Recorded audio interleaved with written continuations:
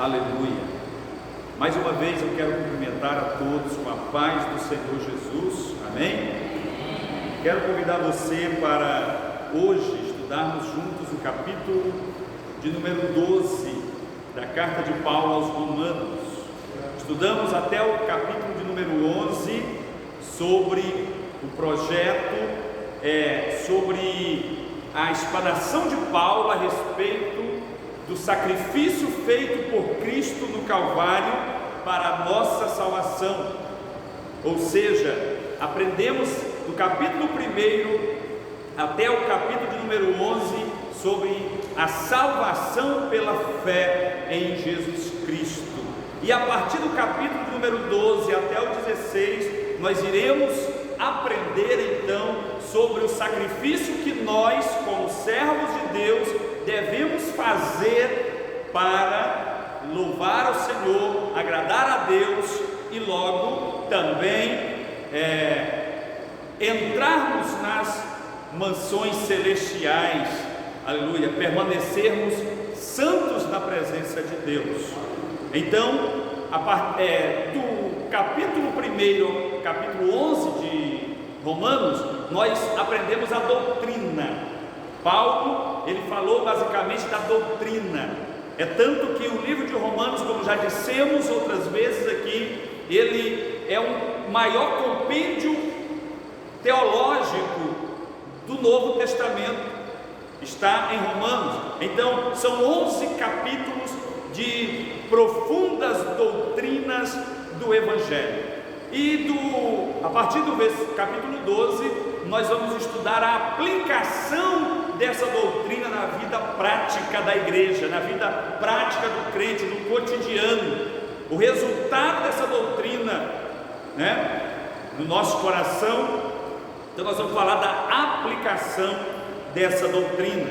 E nós vamos pegar alguns versículos, certamente não dará para nós trabalharmos todos os versículos do capítulo 12, mas eu gostaria de pegar alguns versículos para detalharmos.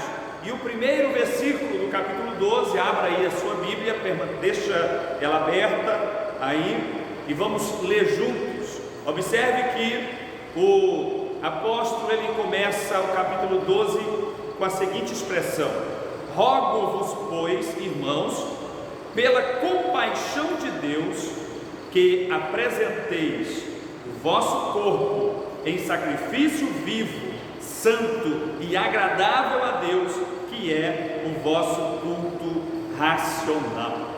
Paulo, ele está fazendo aqui um apelo, amados, aos irmãos da igreja em Roma, para que apresentassem o corpo deles como um sacrifício vivo a Deus.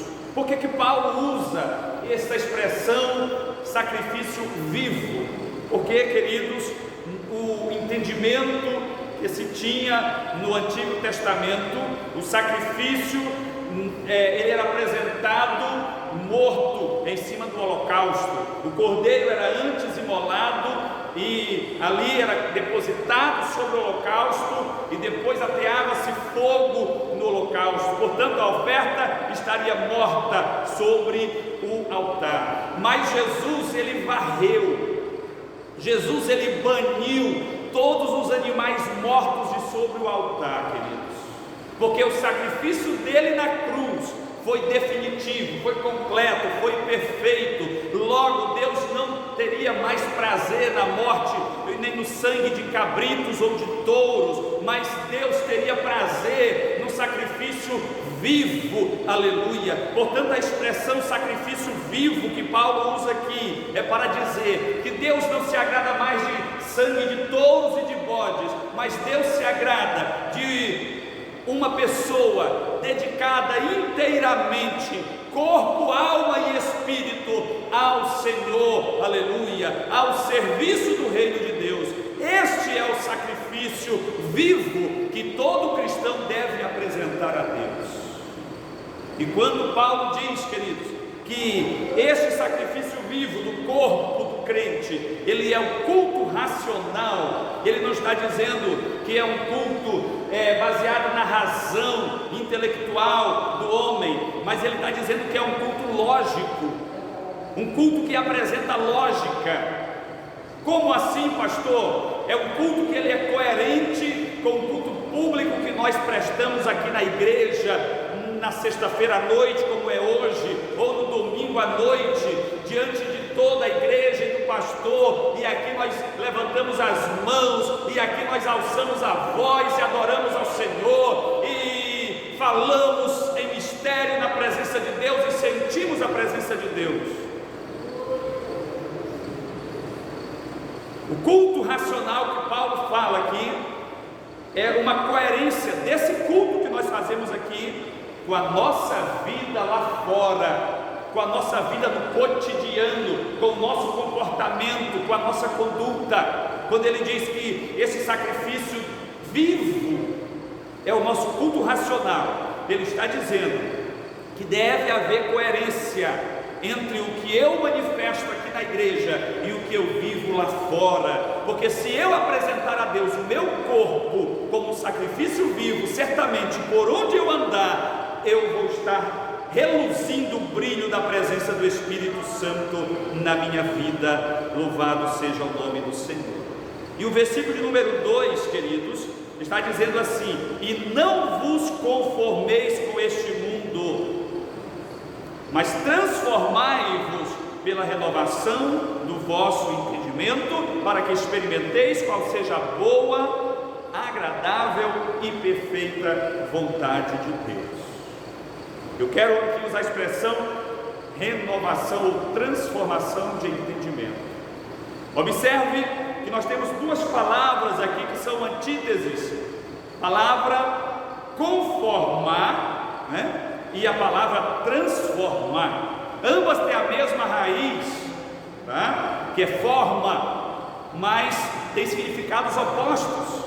Quando Paulo diz assim: não vos conformeis com este mundo, ele não está dizendo apenas no sentido que nós usamos hoje a expressão: eu estou conformado com isso, ou quando a gente aconselha alguém dizendo assim: se conforme.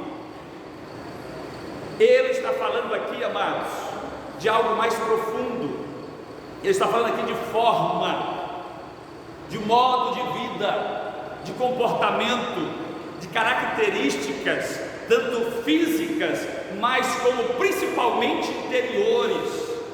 Quando ele diz: não vos conformeis com este mundo, ele está dizendo: não andeis como o mundo anda, não fazeis o que o mundo faz, não desejais o que o mundo deseja, não caminhe como o mundo caminha, não coma como o mundo come, não beba como o mundo bebe, não se vista como o mundo se veste. Ou seja, vós sois diferentes, aleluia. Portanto, não vos conformeis com este mundo, com o sistema, com a era, com os costumes, com a cultura que aí está imposta como o politicamente correto. Aí ele diz: mas vos transformeis pela renovação do vosso entendimento. Transformação significa mudança, significa, no sentido da expressão aqui, melhoramento, aleluia. Ele diz assim: pela renovação do vosso entendimento, para que experimenteis qual seja a boa, agradável e perfeita vontade de Deus. Pastor, não sei qual é a vontade de Deus para a minha vida ainda. Eu tenho orado e eu não tenho compreendido qual é a vontade de Deus. Irmãos, a gente compreende a vontade de Deus para a nossa vida à medida que nós nos aproximamos de Deus, à medida que nós nos aproximamos da sua palavra. Aí Deus vai se revelando a nós e nós vamos percebendo qual é a vontade de Deus para as nossas vidas. Tem crente que quer que Deus desça do céu para ele, ou dê uma revelação para ele e diga: olha, meu filho, minha filha, esta é a minha vontade, eu quero que você faça assim, assim. Deus não vai fazer isso, queridos, porque Ele já nos deu a sua palavra, aleluia, a revelação de Deus para nós, aleluia. Aproxime-se da palavra, aleluia, e você vai conhecer a Deus, e à medida que você conhecer a Deus, você vai entender qual é a vontade de Deus para a sua vida. A vontade de Deus para a sua vida certamente é boa, é perfeita e é agradável. Tem gente que tem medo de que Deus chame ele para uma tarefa. A pessoa que tem medo, ela não confia em Deus como deveria confiar, ela ainda não entregou a sua vida para Deus como ela às vezes professa ter entregado, porque aquele que confia no Senhor, queridos, ele tem a vontade de Deus para a vida dele como boa, perfeita e agradável. Se é boa, perfeita e agradável, logo eu não preciso ter medo da vontade de Deus ou do chamado de Deus para a minha vida. Louvado seja o nome do Senhor. Aleluia. Versículo número 3: porque pela graça que me é dada, digo a cada um dentre vós, que não saiba mais do que convém saber, mas que saiba com temperança, conforme a medida da fé que Deus repartiu a cada um. E eu quero falar aqui sobre essa expressão, não saiba mais do que lhe convém. O que Paulo está dizendo, advertindo aqui aos romanos, queridos. Nós temos que ter cuidado, amados, como servos de Deus, que somos, temos intimidade com Deus e com a sua palavra, para não querer ser superior aos nossos irmãos, para não querer ser melhor do que os nossos irmãos. É difícil você ter um bom relacionamento com alguém que quer ser sempre o melhor, que quer ser sempre o tal. Se ele se encontra 10 vezes com você no dia, ele tece 10 autoelogios à sua própria pessoa. Em todas as conversas que ele está conversando com alguém, ele quer ser o mais esperto, o mais inteligente, o mais rico, o mais sabido. E quando alguém conta a história, ele diz assim: se fosse comigo, teria sido assim. Como é difícil, amados, ter relacionamentos sólidos com pessoas desta forma. E Paulo estava advertindo os irmãos exatamente a isso: não querer saber mais do que lhe convém, queridos. Aleluia. Aqui nós nos encontramos com um cuidado interessante que eu gostaria aqui de falar para os irmãos. O cuidado é este, e nós temos que ter cuidado para não incorrermos em dois extremos.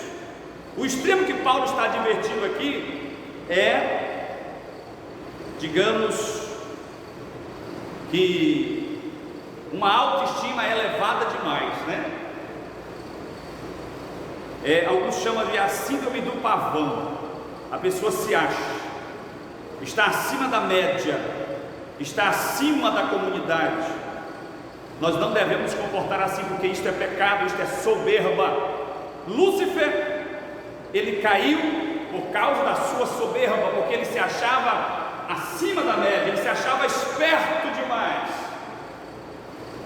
E então ele caiu, e foi grande e definitiva a sua queda. A soberba é o princípio da derrota do homem. Então é um extremo que Paulo está combatendo aqui, mas nós temos que ter cuidado para não nos incorrermos no extremo oposto. Qual é o extremo oposto, queridos?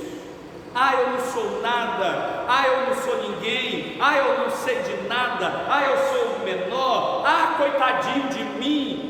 Quando nós nos colocamos desta forma, nós estamos dizendo que Deus não foi perfeito para conosco, porque Paulo está dizendo aqui que Deus, ele distribui conforme a medida da fé, aleluia, ele reparte a cada um. Louvado seja o nome do Senhor. Portanto, se Deus te escolheu, ele sabe da tua capacidade, você tem potencial. Não diga eu não sou, eu não posso, eu não vou, eu não quero, porque eu não tenho capacidade. Diga: eis-me aqui, Senhor, envia-me a mim. Porque quando Deus chama, amados, Deus capacita. Deus não manda ninguém sozinho para a fornalha. Quando Deus manda para a fornalha, ele já manda o livramento. Louvado seja o nome do Senhor. Lembra-se dos 3 jovens hebreus na Babilônia, Sadraque, Mesaque e Abednego. Deus não os livrou da fornalha, mas entrou com eles na fornalha. Lembre-se de Daniel na cova dos leões.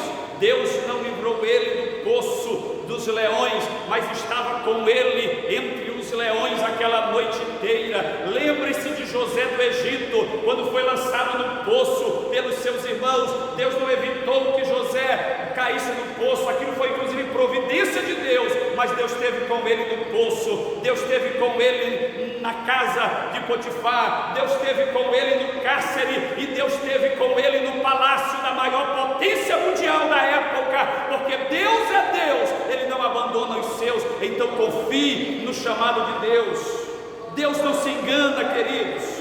Deixe de se menosprezar, de se milindrar diante das circunstâncias, diante dos desafios, porque o Deus que te chamou é o mesmo Deus que te capacita. Você pode dar glória a Deus? Aleluia. E aí Paulo continua no versículo 4, porque assim como é um corpo, temos muitos membros, e nem todos os membros têm a mesma operação. Versículo 5, assim nós, que somos muitos, somos um só corpo em Cristo, mas individualmente somos membros uns dos outros. E Paulo agora ele vai começar aqui a falar de uma vida na igreja, de como deve ser uma vida social dentro da igreja. Ele está dizendo que não somos todos iguais em ministério. Ele está dizendo e compara esta vida social dentro da igreja com o corpo.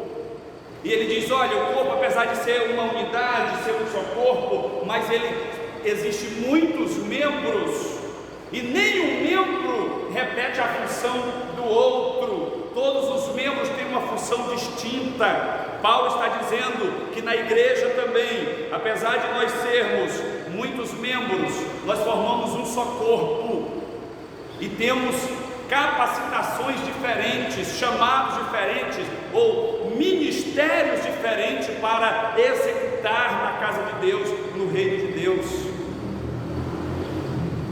Louvado seja o nome do Senhor. Portanto, queridos, se você está servindo na porta como recepcionista ou como porteiro, não se menospreze, não se minimize, porque você tem tanto valor quanto o pastor que está presidindo esta igreja. Louvado seja o nome do Senhor. Nós temos que ter muito cuidado, porque costuma haver um certo inconformismo da parte de alguns, porque eu não sou orelha, eu também não quero ser boca, porque eu queria ser a orelha. Paulo diz que o membro do corpo ele não reclama da função, e ele não deixa de executar a função para a qual ele foi designado. O corpo de Cristo necessita de mim como pastor, mas necessita do corpo de obreiro, dos presbíteros, dos diáconos, dos auxiliares, da liderança. Louvado seja o nome do Senhor. Todos nós somos membros diferentes e formamos a unidade do corpo de Cristo. Não dá para o pastor ser autossuficiente e querer levar a igreja nas costas, mas também não dá para o obreiro querer tomar o lugar do pastor e tomar as decisões pelo pastor. Tem que haver coerência. Um corpo, membro, não pode ser independente do outro. Hoje é da juventude, então eu sou do círculo de oração, eu não vou participar. Não dá, queridos, nós somos uma unidade.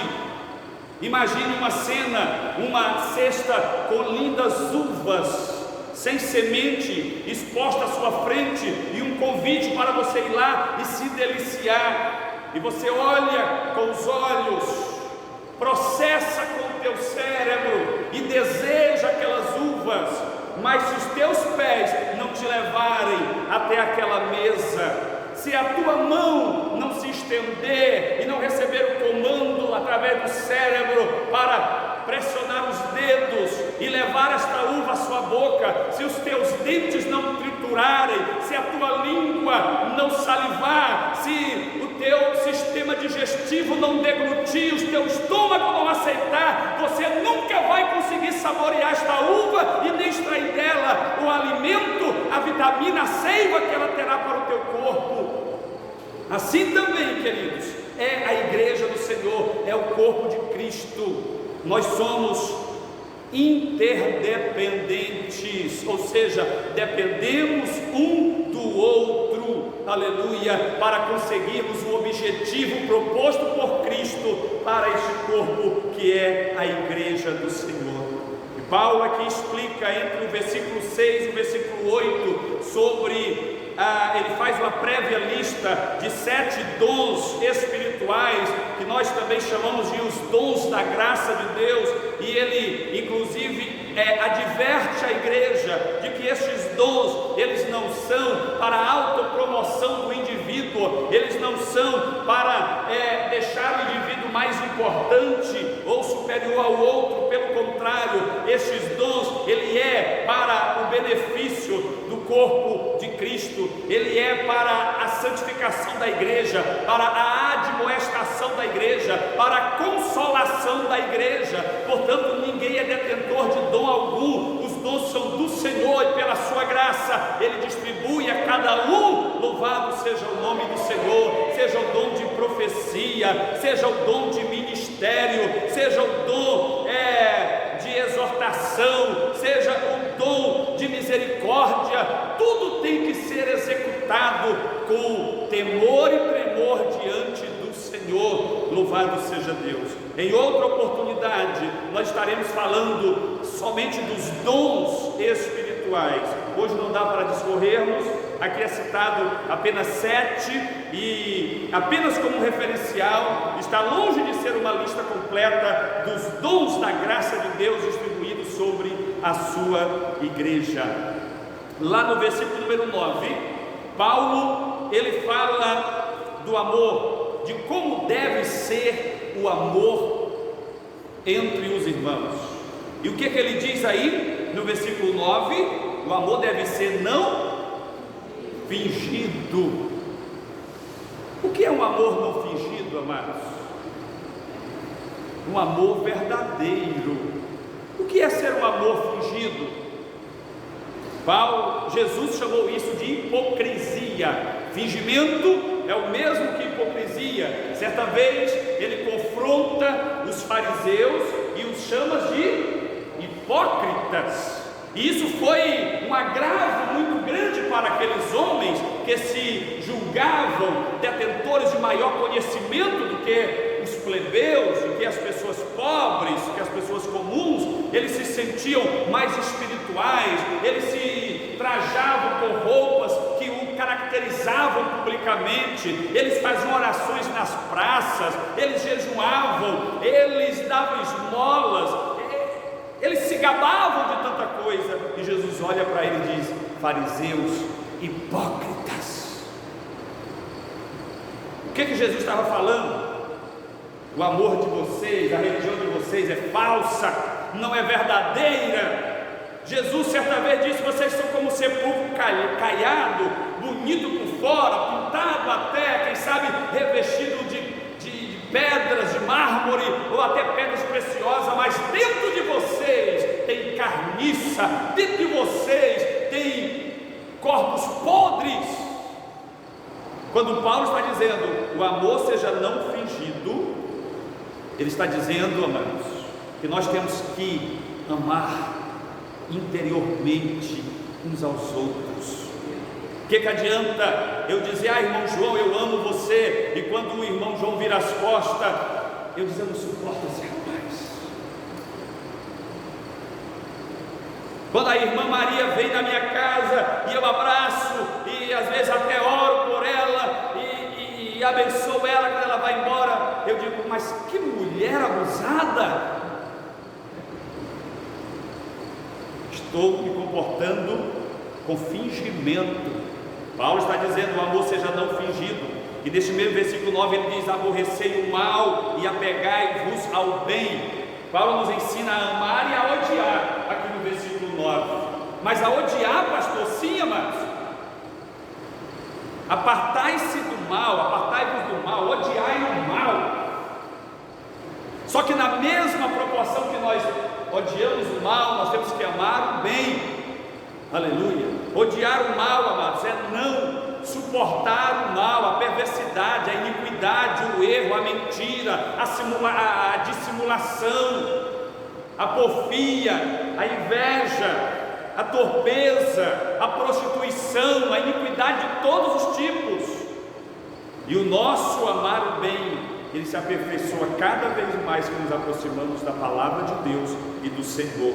Aleluia. Ele diz: amai-vos cordialmente uns aos outros com amor fraternal, preferindo-vos em honra uns aos outros.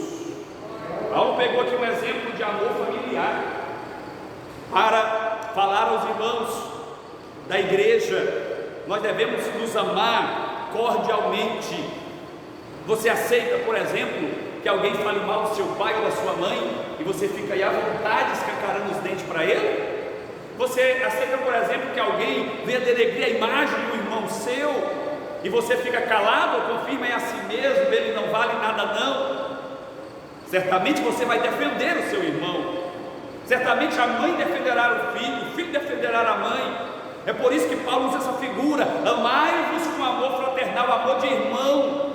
Aleluia. Não aceite que falem mal do teu irmão da igreja também não, amados. Não concorde com as fofocas, com os mexericos. Quando vierem a você, chame esse crente para orar pelo outro, e você vai estar amontoando brasa de fogo na cabeça do fofoqueiro. Louvado seja o nome do Senhor.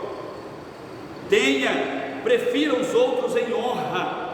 Ainda no versículo 10, o que é preferir em honra, queridos? É dar lugar ao outro, é dar preferência ao outro. Hoje nós vivemos uma disputa estarrecedora de espaço, de amizades, de poder. A disputa é grande e a gente vê pessoas desconstruindo a imagem do outro para outros, para conseguir um lugar melhor ali naquela amizade.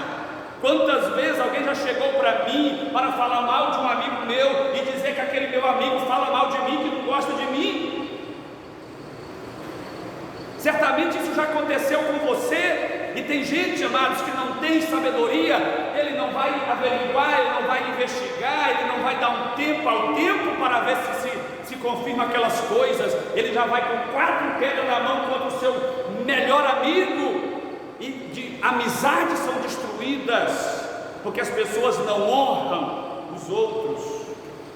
Ter os outros em honra é semelhante a ter uma cadeira e ter 2 pessoas aqui. Tem eu e o irmão Josa para sentar nessa cadeira. E aí eu digo: irmão Josa, o senhor senta na cadeira. Aí o irmão Josa disse: não, eu faço questão que o senhor sente. Não, mas eu quero que o senhor sente na cadeira.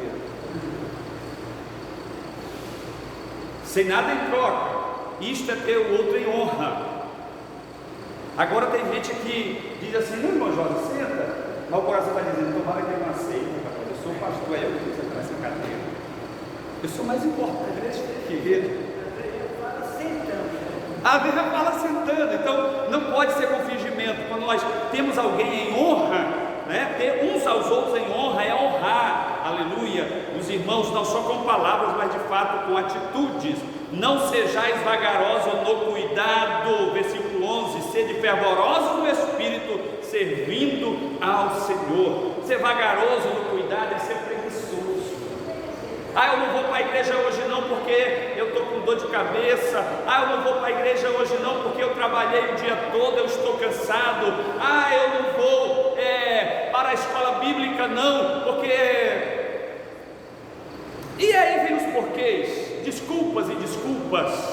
Não dê desculpa, tenha atitude, seja fervoroso em servir ao Senhor. Aleluia, louvado seja o nome do Senhor. Versículo 12: alegrai-vos na esperança, sede paciente na tribulação, perseverai na oração. Nós devemos nos alegrar na esperança, queridos. Qual é a esperança da igreja? A maior esperança da igreja é o arrebatamento, aleluia, é a libertação do corpo desta morte, conforme diz Paulo, aleluia. Quando nós seremos arrebatados e transformados em um corpo glorioso, estaremos com o Senhor. Devemos nos alegrar nessa esperança, queridos. Tem crente que diz que é salvo, diz que está caminhando para o Senhor, para os céus, mas ele é tão apegado com as coisas terrenas, com as coisas materiais, que a gente fica até em dúvida se ele é crente mesmo. Nós devemos nos alegrar na esperança, o nosso maior alvo. Tudo aquilo do mundo é passageiro, tem que estar em segundo plano. Em primeiro plano está o reino de Deus. Buscai primeiro o reino de Deus e a sua justiça, e as demais coisas vos serão acrescentadas. Mas aqui no versículo 12, está dizendo para nós sermos pacientes na tribulação.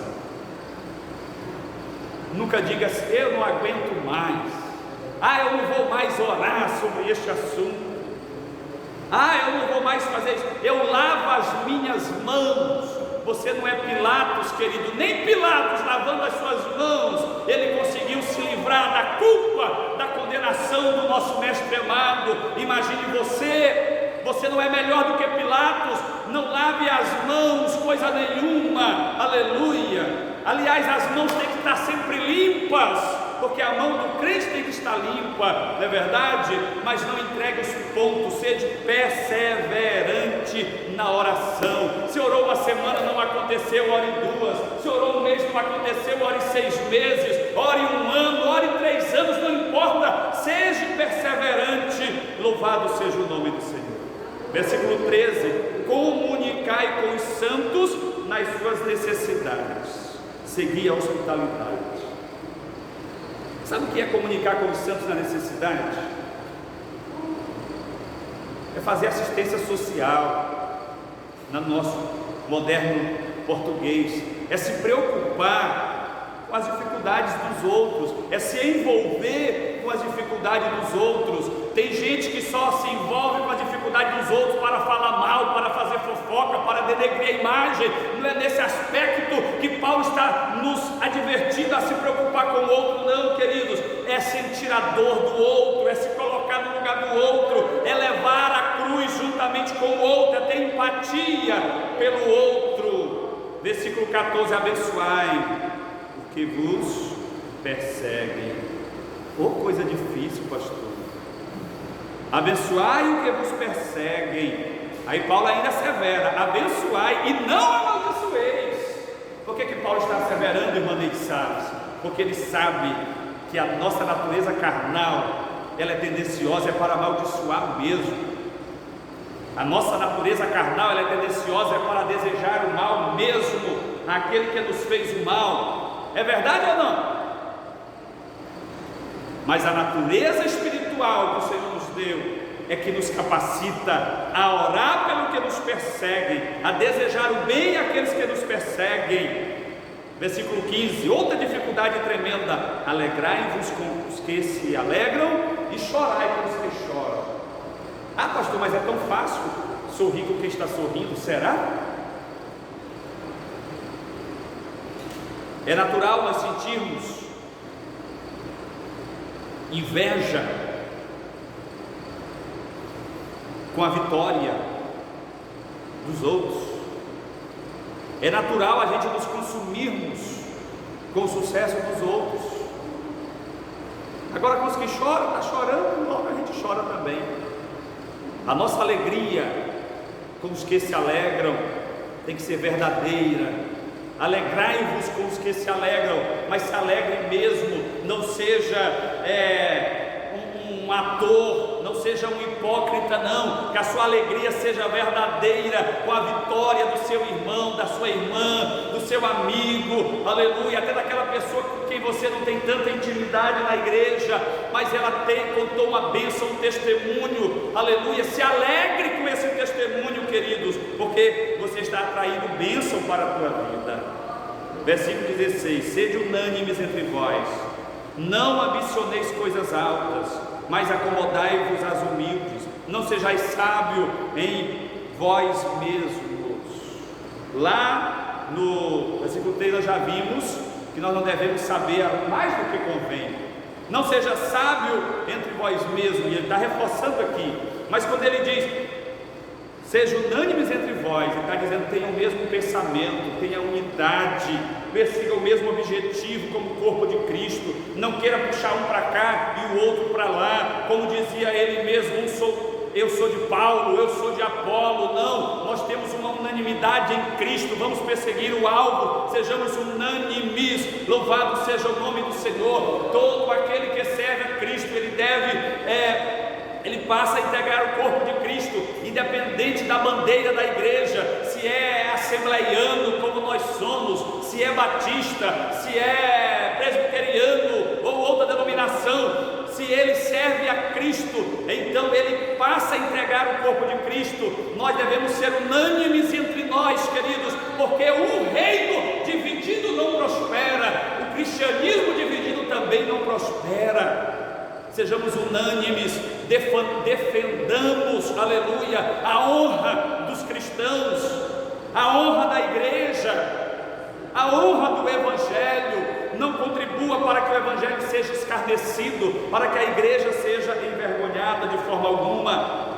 Aleluia. Aí ele diz: não ambicioneis coisas altas. Paulo nos está dizendo aqui, queridos, que nós não podemos ter desejo de prosperar na vida. Não. Ele está falando aqui da ambição exacerbada, da cobiça. Tem gente que ele ambiciona tanto que quando tem uma oportunidade ele se lambuza todo. Aí vem a Polícia Federal e bate na sua porta, e ele é envergonhado diante da cidade, diante da nação inteira, porque ele ambicionou coisas altas que não lhe pertenciam. É melhor a gente se conformar com o nosso sustento, com aquilo que está à altura, com a bênção que Deus colocou para nós no momento, do que nós queremos estender a mão àquilo que não é nosso, àquilo que não convém, e depois ficarmos sem nada, como estamos vendo por aí acontecendo com muitas pessoas à nossa volta. Sejam contentes com aquilo que o Senhor te deu, aleluia, mas seja perseverante, trabalhe, que seu foco seja crescer, aleluia, para abençoar muito mais vidas. Versículo 17 diz assim: a ninguém torneis mal por mal, procurai as coisas honestas perante todos os homens. Paulo está dizendo aqui: não pague o mal com mal. Tem gente que guarda no bisaco a ofensa que alguém fez para ele. Na próxima esquina, quando ele tem uma oportunidade, ele retribui o mal, e ainda lança em rosto o mal que ele está fazendo, é por causa do mal que o fulano fez lá atrás. A Bíblia não nos ensina a retribuir o mal por mal, queridos, mas a vencer o mal com o bem, conforme diz o versículo de número 21.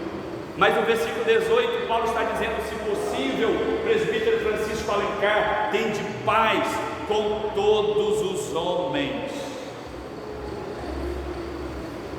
Paulo está mandando nós odiarmos, não são os homens não, queridos, são o pecado, a iniquidade, a prática perversa que afasta o homem de Deus. Mas aos homens nós devemos amá-los, e se possível ter paz com todos. Tem gente que tem uma facilidade extraordinária para provocar guerras, para provocar dissensões, para provocar divisões em um grupo. Não seja esta pessoa, seja uma pessoa pacífica, pacificadora, aleluia.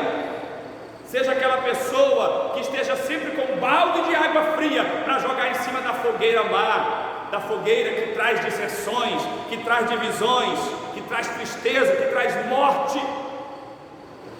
Versículo de número 19: não vos vingueis, olha aqui, não vos vingueis vós mesmos, amados, mas dai lugar à ira, porque está escrito: minha vingança, eu recompensarei, diz o Senhor. Não retribua o mal com mal, ou seja, não se vingue, deixe que o Senhor vinga. Tem gente que interpreta mal esse dá lugar à ira, está dizendo: então eu posso me irar. Não, queridos, quando Paulo está dizendo aqui dá lugar à ira, ele está se referindo assim: afasta-se e deixa a ira divina resolver, porque a vingança pertence ao Senhor. É tanto que o final do versículo está dizendo aqui que Deus está dizendo: minha é a vingança. Então nós não temos direito de irar-se, não, porque a ira gera um pecado, gera contenda. Toda vez que você se irar, porque nós somos falhos e isso acontece, corra para os pés do Senhor e peça perdão. Crente não é para viver irado, não, queridos. Crente não é para viver raivoso, zangado, não. Crente precisa exercer o perdão, a misericórdia, louvado seja o nome do Senhor. Versículo 20: portanto, se o teu inimigo tiver fome, dá-lhe de comer. Meu Deus. Se tiver sede, dá-lhe de beber. Tem gente que arma emboscada para o inimigo. O Senhor está dizendo aqui: dê um prato de comida para o teu inimigo. Tem gente que manda matar o inimigo. O Senhor está dizendo aqui: dê um copo de água fria para o teu inimigo. E fazendo assim, você estará amontoando brasas sobre a cabeça dele. Mas em que sentido? Você vai estar fazendo ele refletir: puxa vida, eu fui tão mal com fulano e ele está sendo tão bondoso comigo. Certamente ele se envergonhará do mal que pensou ou que fez sobre você. É nesse contexto que Paulo está nos advertindo. Louvado seja o nome do Senhor. Portanto, amados, devemos vencer o mal com o bem e não permitir que o mal nos vença. É isso que nós aprendemos aqui neste capítulo, neste contexto. Devemos nos esforçarmos para estar sempre triunfantes na presença do Senhor e executando este ensinamento, este compêndio doutrinário nas nossas vidas. Se nós conseguirmos colocar em prática, certamente, amados, nós seremos vitoriosos, nós seremos imbatíveis nesta batalha, nesta guerra espiritual. Que o Senhor nos abençoe e nos dê graça pela sua misericórdia. Amém.